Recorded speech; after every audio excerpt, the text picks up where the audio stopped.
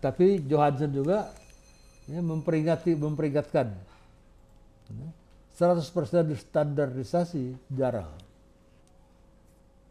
Ya, 100% standarisasi diseragamkan jarang. Tadi saya cerita Coca-Cola. Coca-Cola juga tidak 100% distandarkan.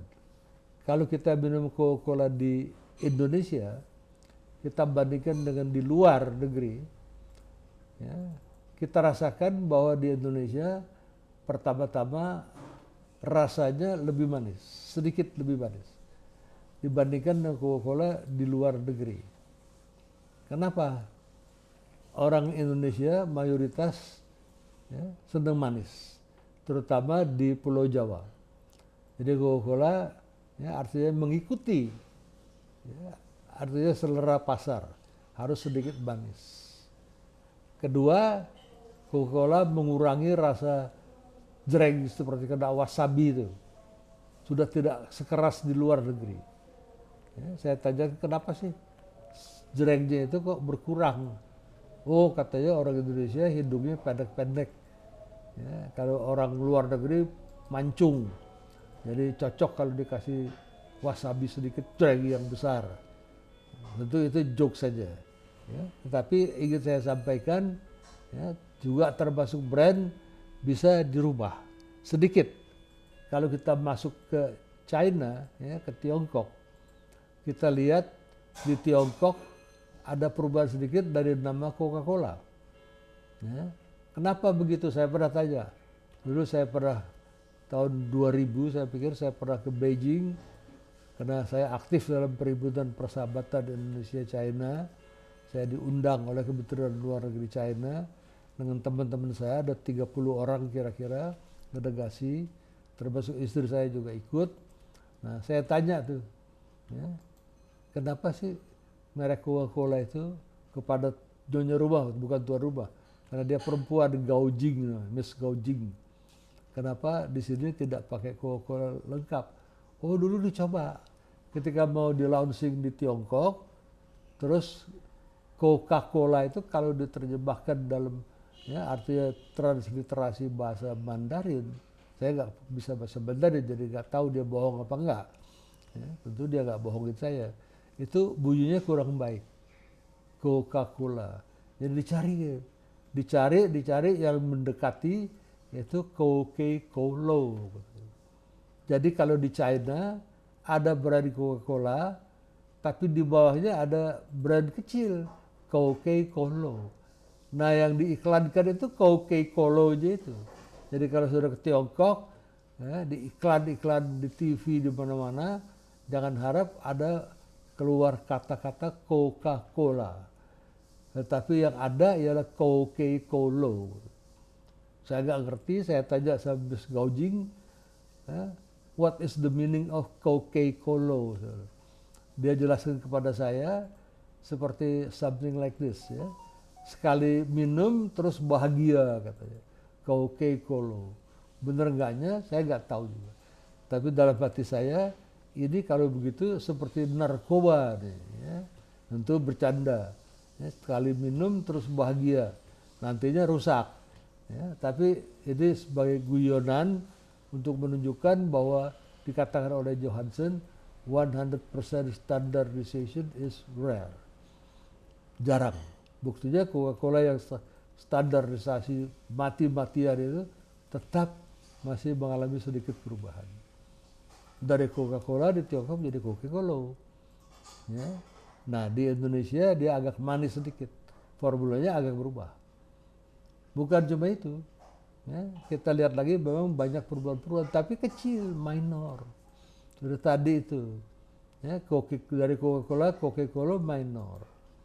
Ya, tambah sedikit gula untuk Indonesia minor. Begitu pula misalnya kalau Sony, ya, Hitachi, itu Sony, Sanyo bikin kulkas untuk Indonesia, untuk artinya Eropa, tentu dia gunakan voltage-nya 220. Ya. Tetapi kalau Sony, ya, Sanyo bikin produk elektronik yang masuk di Amerika, dia tidak bisa pakai 240, 220 volt. Voltage-nya di Amerika 110 volt, jadi dia rubah. Tapi itu pun minor, ya, tidak besar. Atau mobil, kalau dikirim ke Amerika, mesti setirnya setir kiri. Karena orang Amerika jalannya di kanan, ya, jadi dia setir kiri. Kalau ke Indonesia tidak bisa pakai setir kiri, harus setir kanan. Karena orang Indonesia seperti orang Inggris, nyetirnya ya, di kiri. Para Belanda setirnya di kanan, jadi setir kiri. Saya juga aneh, padahal kita dulu dijajah oleh Belanda, ya, tidak dijajah oleh Inggris. Memang sementara dijajah oleh Inggris, tapi zaman sebelum ada mobil, ya, kenapa kita tidak ikut Belanda? Ya, setir mobil jalan naik sepeda motor di kanan, tetapi di sebelah kiri, sehingga setirnya menjadi setir kanan. Jadi ada perubahan-perubahan seperti itu. Ya. Kalau dipasarkan misalnya ke Eropa, ukuran panjangnya menjadi meter. Ya. Tapi kalau dipasarkan ke Inggris, negara Anglo-Saxon, mereka tidak kenal meter. Mereka kenalnya apa? Mereka kenalnya yard. Ya, berapa yard? Gitu. Ya, yard tidak sampai 1 meter. Feet, kaki, inch, nah, itu lebih celaka lagi. Kalau kita coba meter, ya, 1 meter 100 desimeter, ya, artinya ya 10 desimeter, 1 meter 100 cm, simple. Kalau mereka tidak ada yard, ya, dan segala macam. Jadi tergantung kemana kita jual. Tapi ada sedikit-sedikit perubahan. Ya, nah ini kita lihat sore tadi, perubahan-perubahan. Kalau ada pertanyaan silakan. Nah, standarisasi juga berbahaya karena sering-sering juga timbul suatu jebakan Batman, pitfall. Dikatakan similarity among customer are assumed. Kita hanya asumsi bahwa orang yang minum Coca-Cola preferensinya seleranya sama. Apa iya? Ya, kita tidak pernah buktikan. Kita hanya berasumsi saja. Kita lihat orang Arab minum Coca-Cola ya pakai es. Ya. Kita lihat orang Jepang minum Coca-Cola pakai es, chill. Kalau kita lihat misalnya orang Indonesia minum Coca-Cola pakai es. Terus kita sama ratakan. Kita asumsikan ya, bahwa memang ya, orang Indonesia, orang Jepang, orang apapun preferensinya sama. Sama kita asumsikan. Kalau misalnya nanti Oktober jadi dirilis Daniel Craig sebagai James Bond yang terakhir, ya, nah, saya kira nanti asumsi kita orang akan berbondong-bondong ke bioskop. Mudah-mudahan Oktober sudah pandemi sudah bisa teratasi dengan suntik vaksin, sehingga saya juga bisa nonton. Sekarang saya takut, padahal saya penggemar James Bond. Ya, setiap film James Bond mesti saya tonton. Mudah-mudahan Oktober 2021 hasil vaksin kedua sudah ada kebal, berani masuk ke bioskop. Saya hanya berasumsi bahwa pasti kalau diputar di Indonesia, ya pasti film James Bond akan meledak. Tapi asumsi saya belum tentu. Belum tentu orang Chinese di China mau nonton James Bond. Ya, belum tentu orang Rusia mau nonton James Bond. Karena cerita James Bond dari dulu itu musuhi KGB Rusia, mata-mata Rusia, ya, dikalahkan oleh MI, ya, mata-mata dari MI, ya, MI6 kalau di luar negeri. James Bond adalah 007, anggota yang ke-7, anggota ke-8 meninggal. Ya. Nah, apa orang Rusia tuh mau KGB-nya ya, dicembaehkan seperti itu? Kalah melulu, atau Spetsnaz. Spetsnaz itu pasukan tempur dari KGB, ya. Nah, dikalahkan dulu dalam lakon James Bond. Saya tidak tahu, saya belum bikin survei. Ya, jadi assume not proven. Ini salah satu ya, pitfall dari jebakan Batman. Kalau kita asumsikan dan ternyata asumsi kita salah, ya, nanti kita bisa melakukan strategi pemasaran yang juga salah. Mungkin saya di Moskow James Bond kurang disukai, bisa saja. Ada orang Rusia tidak suka lihat KGB dulu, ya KGB itu singkatan dari, kalau CIA pasti saudara-saudara tahu, ya, Central Intelligence America. Tapi kalau saya sebut KGB tentu saudara tidak tahu bahwa itu adalah mata-mata dulu, ya, berantemnya sama CIA, berantemnya juga sama MI6 dari Inggris, ya. Nah, KGB itu intelligence dari Rusia, Uni Soviet, kejam, ya, ada direktorat 1, direktorat 2, first direktorat, ya, di dalam negeri, second direktorat, ya, di luar negeri, itu yang melawan-lawan, ya, dari, ya, James Bond tadi, 007. Nah, nama dari KGB itu susah disebut, susah ditulis, Komitet Gosudarstvenoj Bezopasnosti. Ya, simpelnya apa? Komisi Keselamatan Negara. Komitet Gosudarstvenoj, ya, Gosudarstvenoj Bezopasnosti, itu KGB. Ya, sekarang sudah tidak ada lagi. Sekarang ini ada FSB, Federal Naya, ya, F dari Federal Naya, terus KGB, S-nya saya lupa, terus Bezopasnosti ini masih sama, karena sudah mengecil sekarang. Ketika Uni Soviet bubar, KGB-nya juga bubar, hanya ada ketinggalan FSB. Ya, FSB itu kecil sekali, yang lain anggota-anggota KGB yang banyak tadi menjadi mafia. Ya, pada saat peralihan dari negara komunis menjadi Rusia yang non komunis, ya, terus banyak orang dari KGB menjadi mafia.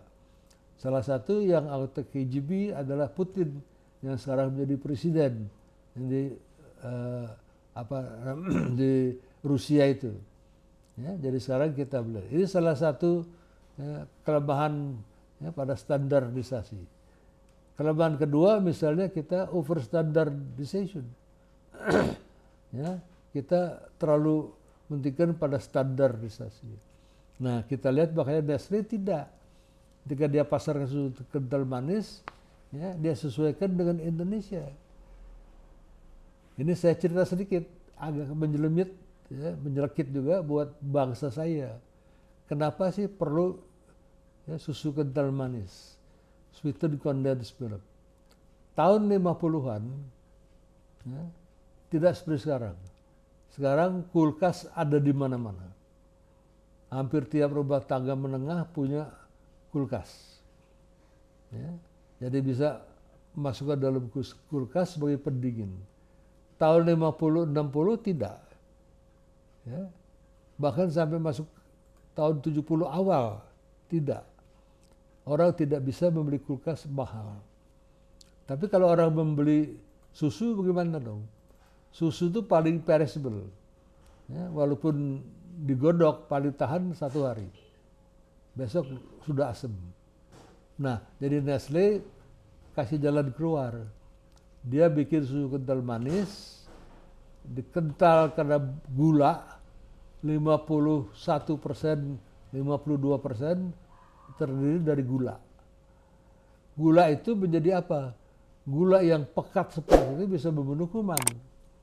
Jadi kuman yang biasanya ada pada, ya, susu dibunuh oleh kekentalan ini.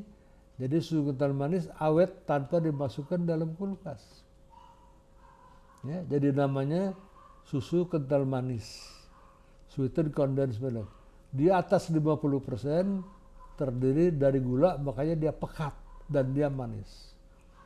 Karena dia manis, ya, artinya patogen bakterinya mati.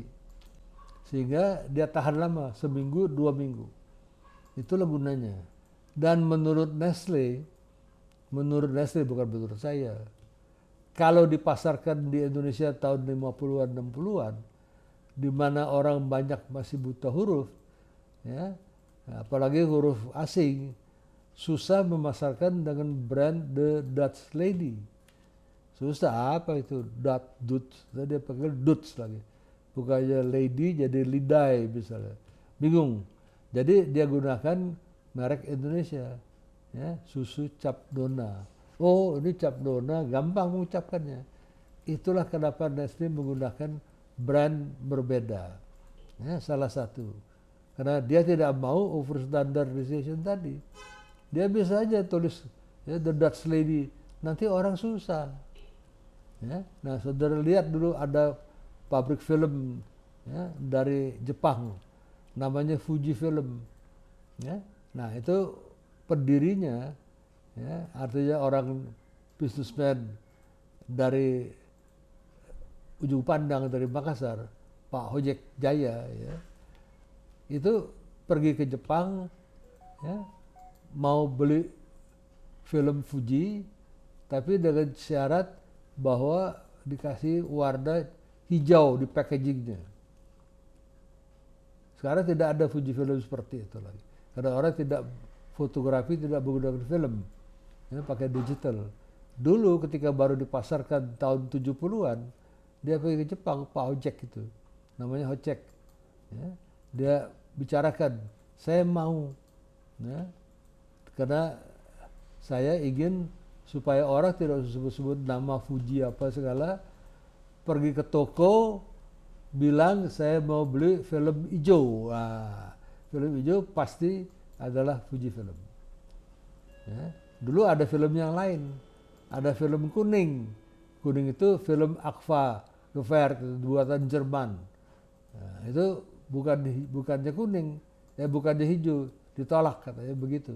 Jadi dia tahu orang Indonesia masih illiterasi, masih banyak yang buta huruf, susah. Jadi pergi saja ya ke tukang jual film, bilang saya mau beli ya film yang warnanya hijau. Nah, itu demikian dia standarisasikan dengan lebih gampang daripada overstandarisasi. Oh, minta film Fuji, nggak bisa. Makanya ketika Konica dari Jepang juga masuk, Konica pakai warna biru. Ya, jadi ada yang bertarung itu ada warna hijau Fuji, warna kuning hitam-hitaman Aqua Gevaert. Saya menjadi distributor dari Aqua Gevaert waktu itu. Yang ketiga adalah Konica biru. Akhirnya yang menang yang hijau karena kepintaran Pak Ocek itu. Hijau, hijau, hijau. Nah, supaya jangan overstandardisasi. Orang masih banyak tidak bisa menyebut, ya, masih rada buta huruf kok disuruh sebut brand, ya, susah bacanya. Lebih baik ingetin warna colornya yang hijau, ya selesai, Fuji. Ya, dan lainnya follow up yang terlalu ya, kurang diimplementasikan atau narrow vision. Ini ada beberapa pitfall for standardization. Jadi globalisasi juga tidak mulus. Nah, terus kita bicara produk lain. Lain itu artinya dari bermacam-macam produk yang ada di perusahaan kita. Misalnya Unilever. Unilever itu produk lainnya berbeda-beda. Apa bedanya? Mulai dari kecap Bango, mulai dari tea, Lipton, ya, mulai dari sabun, ya, sabun kecantikan, Lux, mulai dari katakanlah sabun cuci, ya, mencuci pakaian, Rinso, ya, dan bla bla bla bla, banyak sekali. Nah, kenapa bisa differ? Nah, dari kesejarahan memang berbeda.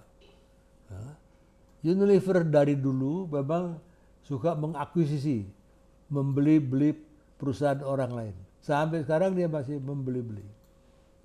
Anda tahu Pepsodent itu dulu kepunyaan perusahaan yang namanya Elida Gibbs Company. Elida Gibbs itu bukan perusahaan punya Pepsodent dulu. Itu terpisah, mandiri. Tapi Elida Gibbs dibeli oleh Pepsodent, diakuisisi. Nah, ketika diakuisisi, merek Pepsodent juga masuk ke dalam merek Unilever.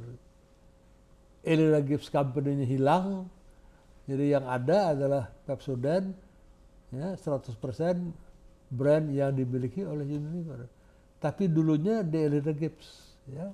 Blue Band, ya, Blue Band dulu adalah milik perusahaan Belanda dulu, ya, perusahaan margarin Belanda, apa namanya saya lupa itu, diakuisisi karena Unilever itu gabungan dari Belanda dan dari Inggris, London, ya, jadi pemegang sahamnya Inggris dan Belanda, jadi akuisisi perusahaan Blue Band tadi, sehingga akhirnya sekarang Blue Band menjadi brand Unilever.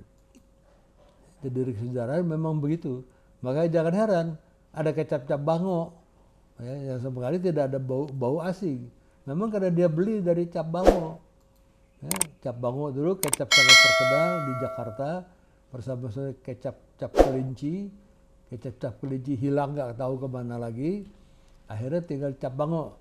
Cap bango juga sudah kempis karena nggak berani iklan. Dihajar, dihadam oleh kecap ABC. Belakang juga kecap dari ya artinya Indofood, ya, atau juga kecap dari apa dari artinya Wings Group tadi, Wings Food tadi, ya. Hingga akhirnya merana, ya, dipimpin oleh Charlie Bango itu. Nah, Charlie Bango saya masih tahu, sekarang nggak tahu masih hidup apa tidak, dibeli. Nah setelah dibeli menjadi milik dari Unilever. Makanya brandnya ya, begitu berbeda-beda. Ada brand asing yang dari Elida Gibbs, dari Belanda, Blue Band, ya, band biru itu. Terus kemudian juga cap bango. Nah, belahan dia beli lagi. Ya, Buovita dari siapa? Ya, dari teman saya Haji Sabana, orang Tionghoa masuk Islam, ya, punya Ultra Milk dan artinya juga dia punya 2 brand waktu itu, ya. Dia Pak Haji Sabana sudah berasa tua, dia tidak mau lagi urus di luar susu. Karena susu dia sudah punya di Pengalengan, dia bikin perusahaan susu itu, peternakan susu. Jadi dia konsentrasi di susu ultra, ya, dia jual kepada Unilever, ya, dan kemudian dikembangkan lebih lanjut, bukan cuma ya buat artinya Buovita ini saja, tapi yang lain-lain. Ya. Belakangan juga Unilever masih mengadopsi yang lain-lain. Nah, Pak Haji Sabana akhirnya mengakuisisi juga, yaitu ice cream, ya, yang sangat terkenal dulu sebelum masuk ice cream dari import. Ya, saya lupa namanya, karena ice cream bahan dasarnya susu. Ya, jadi perbedaan-perbedaan seperti itu. Itu makanya dia produk-produknya berbeda-beda. Atau hasil M&A, merger and acquisition, ya, complete integration, ya, susah itu. Ya. Kita lihat Pepsodent dari Elida Gibbs sampai ke Pepsodent itu perlu 50 tahun lebih. Perlu 50 tahun. Blue Band dari perusahaan Belanda, ya, kemudian menjadi perusahaan Unilever juga lama. Saya kira Buovita juga begitu. Ya, kecap cap bango juga lama. Ya, karena biasanya ada budaya-budaya perusahaan yang melekat. Pada Marlboro ketika mereka akuisisi, ya, Sampurna Group, ya, juga mereka tidak bisa kembangkan budaya perusahaan dari Marlboro, melainkan tetap mempertahankan budaya perusahaan yang lama, ya, dari Sampurna Group. Akhirnya apa yang terjadi? Marlboro juga sebagai rokok putih sekarang dibuat Marlboro dalam bentuk kretek. Jadi sekarang di Indonesia beredar Marlboro kretek itu. Nah ini aneh, karena artinya budaya culture dari Marlboro kalah oleh culture, ya, dari Sampurna yang spesialis produser rokok kretek. Sehingga Marlboro lokal juga ada Marlboro rokok kretek sekarang. Ini yang terjadi. Ya, dan begitu banyak perubahan-perubahan tadi. Preferensi, capacity, dan sebagainya. Channel, ini menyebabkan kenapa produk-produk lain itu seolah-olah nano-nano, campur aduk. Ya, saya lihat pasti pada Sampurna Group begitu. Ada produk Marlboro, nanti ada produk, ya, Mild A yang mulanya dari Sampurna dulunya. Karena ada perubahan seperti itu. Kalau ada pertanyaan silakan. Nah ini melihat kita lihat gambar Honda, ya. Kita lihat Europe, ya, masyarakat Honda Stream, bukan Honda Jazz, sorry. Ya. Di Asia ada Honda City. Nah, tapi juga masuk ke sini. Honda Stream masuk, Jazz juga masuk. Honda Jazz itu spesial dari London. Ya. Nah, di Asia Honda City dibikinnya di Bangkok, tapi juga Honda City masuk ke Jakarta. Ya, North America namanya Honda Element. Nah, di Latin Amerika ada Honda Fit, ini Honda Jazz ini. Ya, saya tidak tahu. Jadi ada non-global cars. Ada lagi yang di mana-mana sama, seperti Goodyear. Goodyear dia pasarkan di Eropa, di Asia, Amerika Utara, Amerika Latin juga sama. Goodyear Eagle F1 sama, coraknya sama, ya, pola bannya juga sama.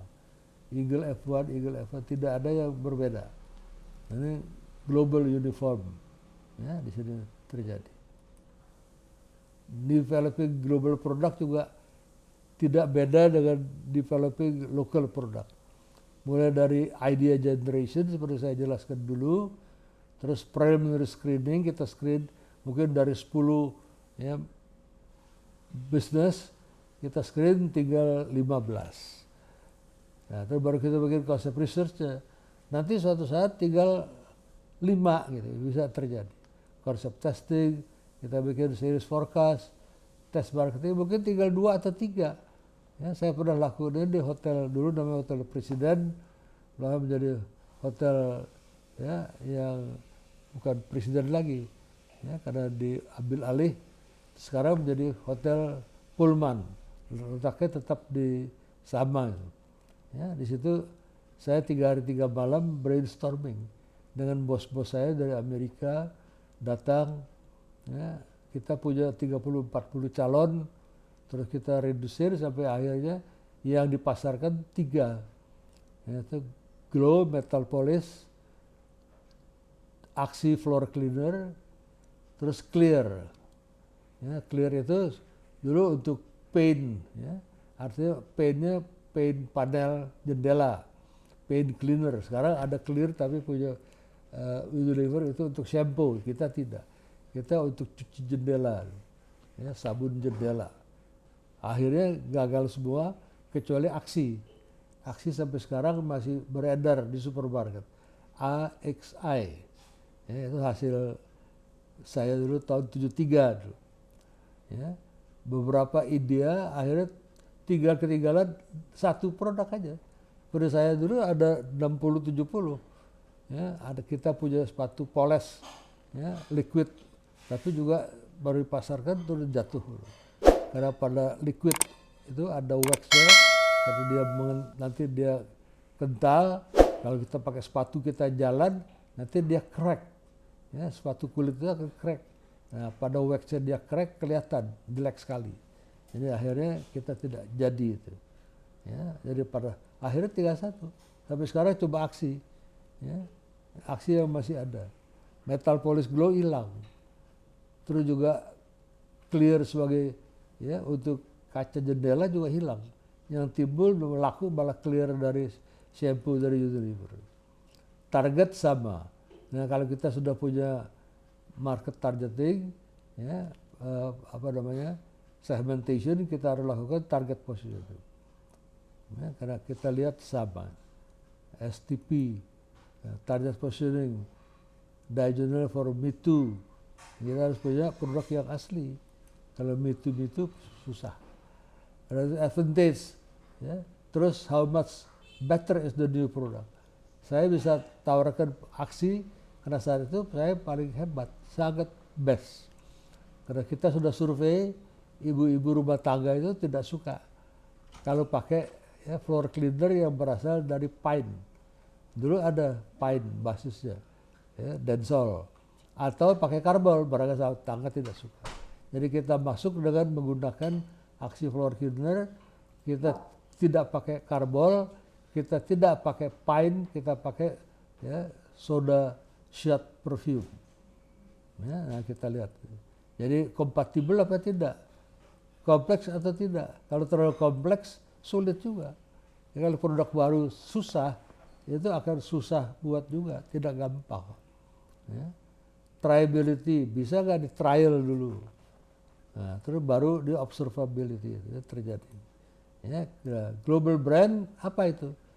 Ya, associated with global brand di semua major market dan sukses, well known, itu syarat. Jadi dia seperti Sony, Mercedes-Benz, Microsoft, Coca-Cola. Ya, dia ada di beberapa pasar, Eropa, Amerika, ya, juga di Australia, di Timur Tengah, sukses sekali. Ya, Mercedes-Benz di mana-mana laku. Ya, kita lihat seperti begitu. Ya. Nah, ada beberapa yang disebut portfolio of brands, ya. Sub global, sub regional. Pada Nestle kita lihat itu portfolio of brands lain. Ya. Nestle banyak punya produk global, KitKat, ya, itu produk global, Nescafe produk global. Tapi dia punya produk regional atau lokal adalah misalnya susu cap dona itu local only. Ya, ini terjadi. Jadi ada gabungan-gabungan seperti itu. Typical global brand portfolio ini udah kuno, ya, tahun 1995. Kita lihat Colgate misalnya perusahaan internasional, ya. Jadi ya, brand market in only one country itu 36%. Ya. Global brandnya 163. Ya. Yang ditemu lebih dari 50% country, artinya cuma 4%. Colgate itu sedikit. Ya, Kraft juga begitu 3%. Ini yang dipasarkan secara global. Ya, presentasi tidak banyak. Nestle 4%. Procter & Gamble 80%. Quaker bahkan 1%. Nah, Unilever 4%. Ya, banyak produk-produk Unilever, ya, dari 470 brand, hanya 74% yang dipasarkan secara global. Nah, ini statistik tapi agak kuno, ya, tahun 95. Hanya tendensi. Jadi ada global brand juga memiliki equity, ya, global brand equity. Sama dengan brand equity domestik, ya, brand, ya, preference dikurangin brand liability, itu adalah brand equity. The value of positive associations that consumers have with the product brand name. Ya, dikurangi liability-nya. Oh, ini nggak bagus, ini begitu. Nah, sisanya itu brand equity.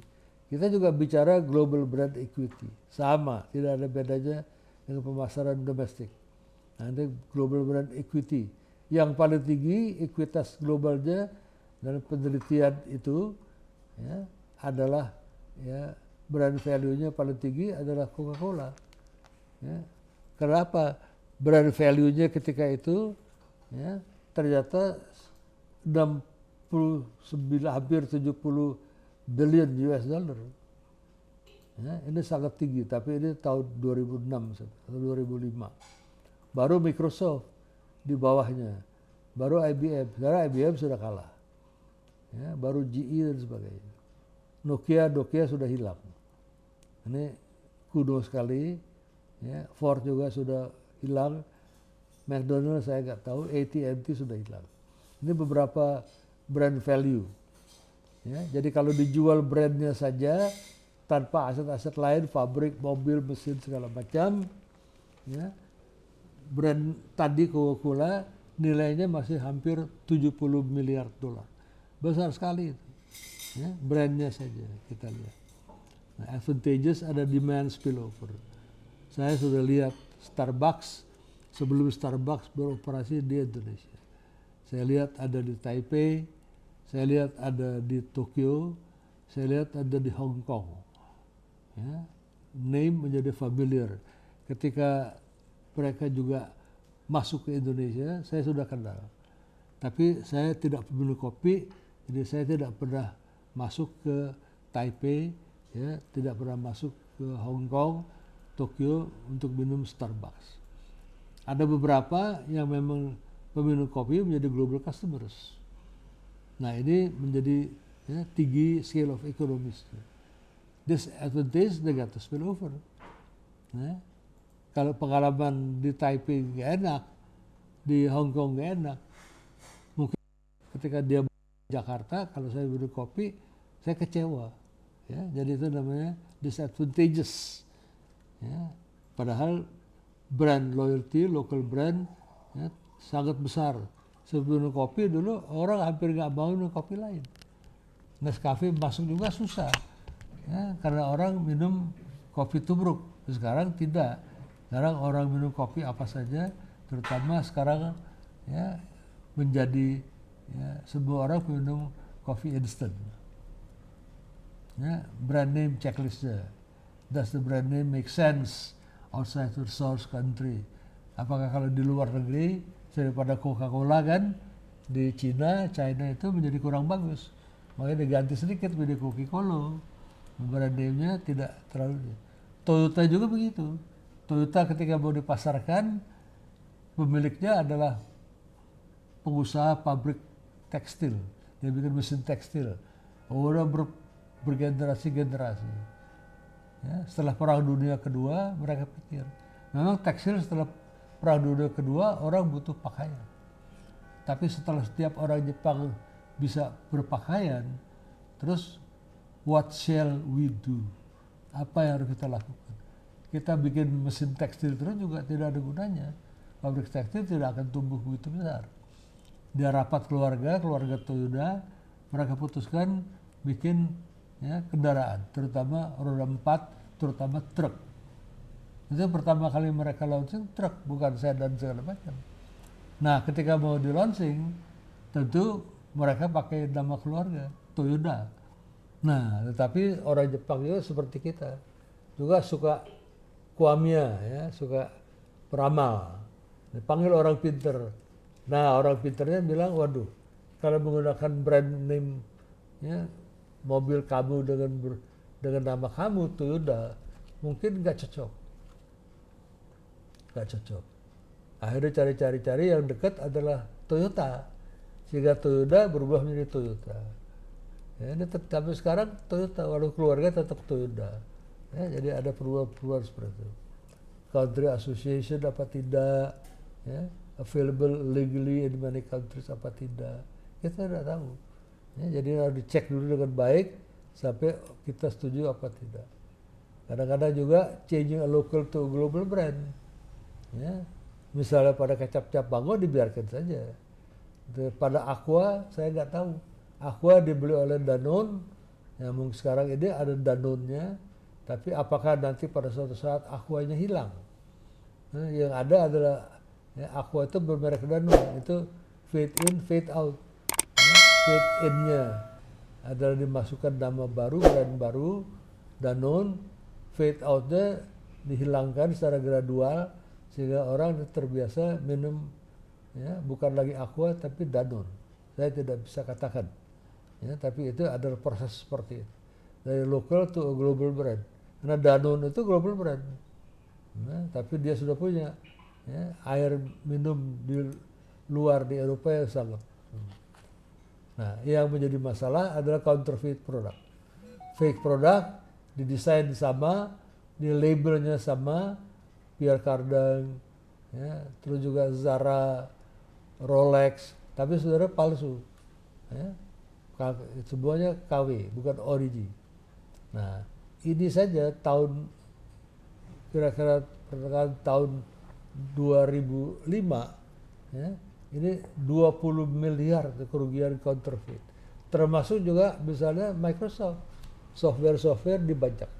Ya, kita lihat, counterfeit itu ya, beroperasi di segala level. Juga termasuk di software dan segala macam. Bukan saya di pakaian. Nah, terhadap counterfeit memang susah. Ya, search and destroy. Kalau kita pergi ke misalnya ITC ya, di mana itu, di Mangga 2, Mangdu, kita coba lihat banyak sekali. Kalau di Singapura counterfeit itu dirahasia 3 bulan sekali, kalau banyak terus dihancurkan. Ya, jam palsu, baju palsu, tas palsu dikumpulkan 3-4 bulan sekali bergantung dari ukurannya, terus pakai mesin giling, ya, stone walls, ya, akhirnya digiling hancur. Ya, karena Singapura surga belanja. Mereka tidak mau mengizinkan adanya barang-barang counterfeit. Nanti orang yang belanja jadi bingung. Akhirnya pasar Singapura hilang. Itulah yang ingin saya sampaikan. Ada pertanyaan? Kalau tidak, terima kasih. Ya, sampai kita ketemu lagi hari Rabu yang akan datang. Ya, pada jam 11.30. Selamat siang, saudara-saudara sekalian. Terima kasih. Terima kasih. Terima kasih. Terima kasih.